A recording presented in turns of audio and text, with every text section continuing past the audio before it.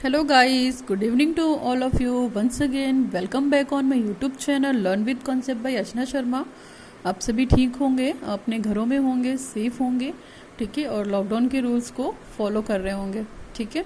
और चलिए, बीएड के जो बच्चे हैं और जो बीएड की प्रिपरेशन कर रहे हैं, जो कॉम्पिटिटिव एग्जाम्स दे रहे हैं, वो मेरे साथ पढ़ाई करें, स्टडी करें हमारे साथ। Now signing in learn with concept by Archana Sharma. चलिए, हमारा आज का टॉपिक है, इससे प्रीवियस वाले वीडियो में हमने पढ़ा था कि relationship between the education and society in various periods, है ना, कि जो विभिन्न काल थे उसमें हमने शिक्षा और समाज के जो संबंध है उसके बारे में बात की थी और बहुत अच्छी बात की थी। अच्छा था वो लेक्चर। अगर आपने नहीं देखा है तो आप उसे प्लीज़ देखिए, आपको मज़ा आएगा पढ़ने में। चलिए, यहाँ पे हम ड्यूटी की बात करते हैं तो देखिए, जैसे दोनों का इम्पैक्ट हमने देखा था कि शिक्षा का समाज पे क्या इम्पैक्ट है और समाज का शिक्षा पे क्या इम्पैक्ट है। तो यहाँ पे भी हम यही देखेंगे कि जो सोसाइटी की ड्यूटी है एजुकेशन के लिए क्या है और जो एजुकेशन की ड्यूटी है वो सोसाइटी के लिए क्या है, दोनों के बारे में बात करेंगे। तो सबसे पहले हम बात करते हैं duties of society towards the education, यानी कि समाज का जो कर्तव्य है वो शिक्षा के प्रति क्या है ना। हम यहाँ पे सबसे पहले ड्यूटी देखेंगे समाज की और शिक्षा के प्रति। तो समाज के कर्तव्य शिक्षा के प्रति फटाफट डिस्कस करते हैं। और आपको पता है कि समाज का डेवलपमेंट तभी प्रॉपर हो सकता है जब हम प्रॉपर शिक्षित होते हैं, है ना।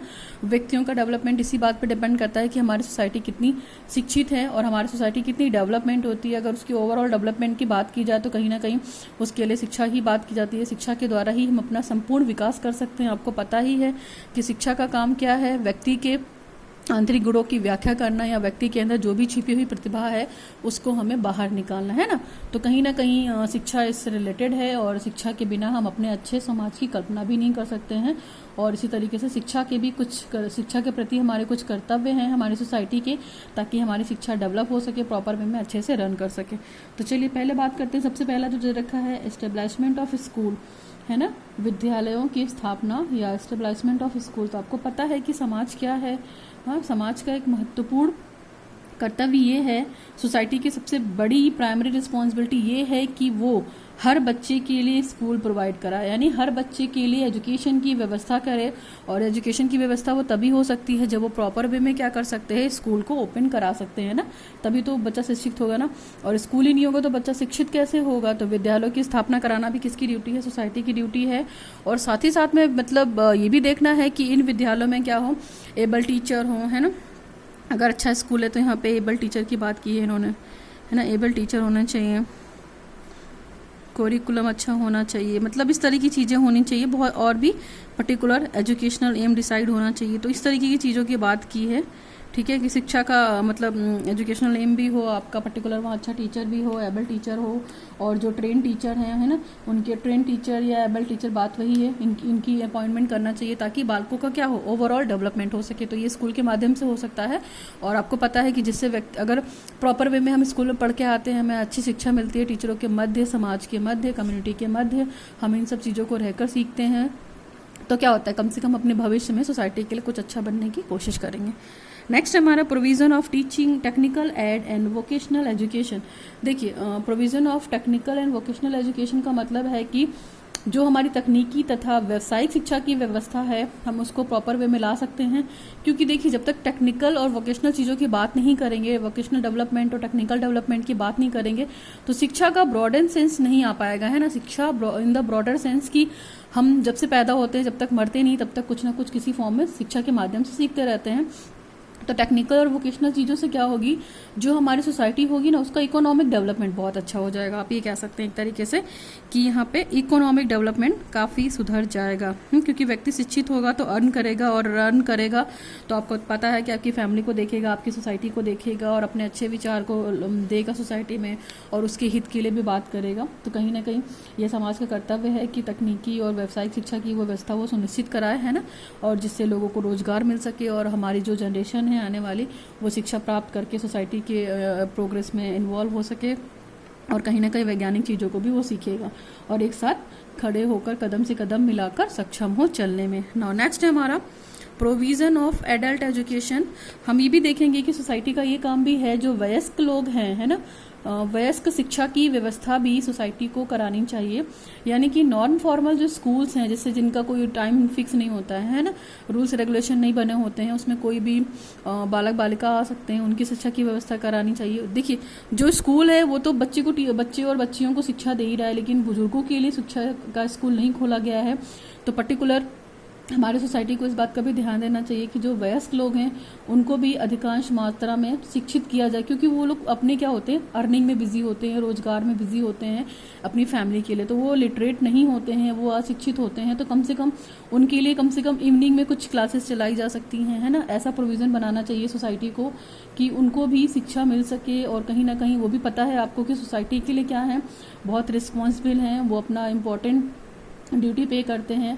और कहीं ना कहीं वयस्क जो होते हैं, यानी कि जो एडल्ट होते हैं, उनके कंधों पे ही क्या होती है, हमारी जो समाज की नीड है ना, और जो प्रॉब्लम्स वगैरह होती है, तो उनको वो सॉर्ट आउट करते हैं अपने एक्सपीरियंस के बेसिस पे। तो इसलिए उनको भी शिक्षित करना बहुत ज़रूरी है, उनको भी अवेयर करना उतना ही इम्पॉर्टेंट है जितना हम अपने बच्चे और बच्चियों को शिक्षा दे रहे हैं। ठीक है, तो अगर हम अपनी सोसाइटी को प्रोग्रेस कराना है तो शिक्षा को कम से कम इतना काम तो करना पड़ेगा कि बुजुर्गों की और वयस्क लोगों की शिक्षा के लिए व्यवस्था की जानी चाहिए, ये उनकी प्रोमिनेंट ड्यूटी है। नेक्स्ट है हमारा arrangement of literature and cultural education. Literature and cultural education का मतलब है कि साहित्य और संस्कृति शिक्षा की व्यवस्था भी होनी चाहिए प्रत्येक स्कूल में, और प्रत्येक समाज को ये देखना चाहिए कि हम साहित्यिक तौर पे और सांस्कृतिक तौर पे इसको प्रोटेक्ट करना हमारी ये ड्यूटी। आपको पता है कि हमें अपनी संस्कृति और विरासत की रक्षा करनी है, और अच्छा करके क्या करेंगे, और हमें ऐसे स्कूल खुलवाने हैं जहाँ पे इस तरह की प्रॉपर शिक्षा दी जाए, ताकि बच्चों की जो माता पिता हैं वो अश्योर हो सके कि हाँ, हमारे बच्चे हमारी संस्कृति को भी सीख रहे हैं पढ़ाई के साथ साथ, और अपना लिटरेचर डेवलपमेंट भी कर रहे हैं। इसके अलावा बहुत सारी कल्चरल एक्टिविटी करा सकता है स्कूल, ठीक है, और स्कूल अपनी सोसाइटी को भी इन्वॉल्व कर सकता है इन प्रोग्राम में। जो भी स्कूल में कल्चरल एक्टिविटी होती है तो उसमें कम्युनिटी को भी इन्वॉल्व करना चाहिए, स्कूल को, सोसाइटी को भी इन्वॉल्व करना चाहिए, और बच्चों के माता पिता को भी इन्वॉल्व करना चाहिए। तो इससे बहुत सारे आइडियाज शेयर भी होते हैं, और प्रॉब्लम्स होती हैं तो प्रॉब्लम का सोल्यूशन भी निकल जाता है, यानी कि थॉट्स का एक्सचेंज भी होता है। तो ये काम भी सोसाइटी को करना चाहिए। नेक्स्ट है हमारा प्रोविजन ऑफ मॉरल एजुकेशन। देखिए, प्रोविज़न ऑफ मॉरल एजुकेशन में ये कि आपको पता है कि प्रत्येक देखा जाए सोसाइटी की ये जिम्मेदारी है कि हम अपने सोसाइटी के नागरिक को, सोसाइटी के बच्चे को, बड़े को, बूढ़ों को, सभी को एक तो इम्पॉर्टेंट पार्ट माने, और दूसरी चीज़ उन्हें मॉरल एजुकेशन दे, है ना। उन्हें ये बताएं कि मॉरलिटी होती क्या है, नैतिकता होती क्या है। नैतिकता हमारे शिक्षा का एक महत्वपूर्ण अंग है देखा जाए तो। अगर मॉरलिटी हमारे अंदर नहीं है ना, और ये सब चीज़ें नहीं है, तो हमारे शिक्षित होने का कोई मतलब नहीं बनता है। तो अगर हम खुद मॉरल बनेंगे, खुद नैतिक बनेंगे, खुद मूल्यों को फॉलो करेंगे, तो हमारे आगे वाली जो जनरेशन है वो भी उसको देखकर कहीं ना कहीं लेसन करेगी और सीखेगी बहुत कुछ, और अपनी सोसाइटी में कंट्रीब्यूशन भी देगी। तो ये चीज़ को भी सोसाइटी को ध्यान देना चाहिए कि मॉरल एजुकेशन के लिए भी प्रोविज़न बनाना चाहिए। नेक्स्ट है हमारा establishment of lecture room and libraries. देखिए, लेक्चर रूम का मतलब है यहाँ पे कि आपको पता है समाज की भी ड्यूटी है कि जो नॉलेज है तो उसको स्प्रेड करना है ना कहीं बताना है कि हमारी संस्कृति ये है, हमारा धर्म ये है, हमारी शिक्षा ये कहती है। और जो लोग इलिटरेट हैं तो उनको ये कोशिश की जानी चाहिए, एक पर्टिकुलर सोसाइटी को, कम्युनिटी में ग्रुप बना देना चाहिए कि लोगों को जाकर अवेयर करे कि हमारे सोसाइटी में ये हो रहा है, और हम उसको अच्छा बनाने के लिए ये सारे स्टेप्स कर सकते हैं और कदम उठा सकते हैं, जिससे जो बुजुर्ग लोग हैं वो भी शिक्षित हो, और उनके कम्युनिटी में जुड़ने से क्या हो, जो नॉलेज है वो एक दूसरे से एक्सचेंज करेंगे, है ना।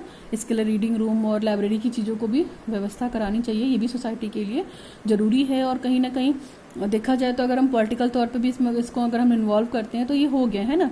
जिससे अगर देश विदेश की बात की जाए तो पॉलिटिकल चीज़ें आ गई, इकोनॉमिकल आ गई, है ना, सोशल भी आ गए, कहीं ना कहीं कल्चरल इंसिडेंट्स भी हैं।